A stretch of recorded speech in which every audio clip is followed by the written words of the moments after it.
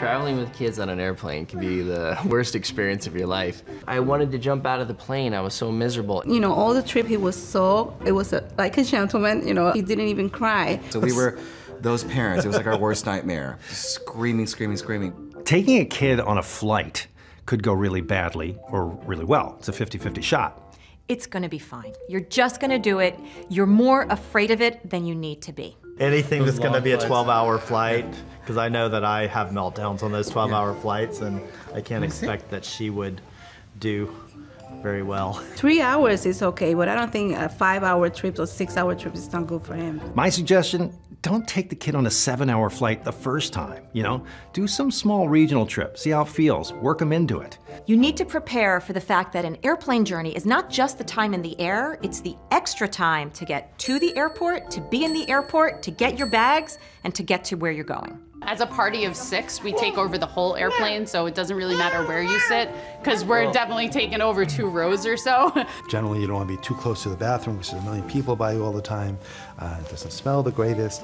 I normally try to book towards the back because that way we're a little bit out of the way. Make sure the airline knows you're bringing kids, you know, no matter what their size.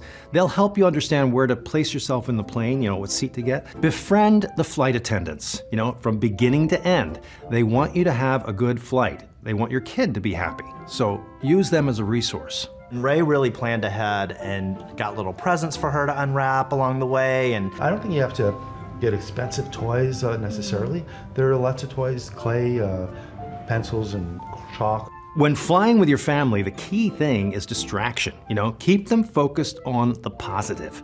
The experience is fun. That little map that they give you on the video screen, golden for a kid. Come back to it over and over again, see how far you've gone. You know, grow them through this trip. They can really get something out of this. There are 3 things to look out for when you're traveling with kids. You want to make sure they're never hungry, bored, or too hot or too cold. These are easy things to plan around. Unfortunately, her ears started having problems, and so she started crying. Ear popping. Such a problem for kids as well as adults. The key here is you want to plan ahead, and as the descent is beginning, give older kids some chewing gum, give babies a bottle. The swallowing action helps to open up the ears and makes it less uncomfortable.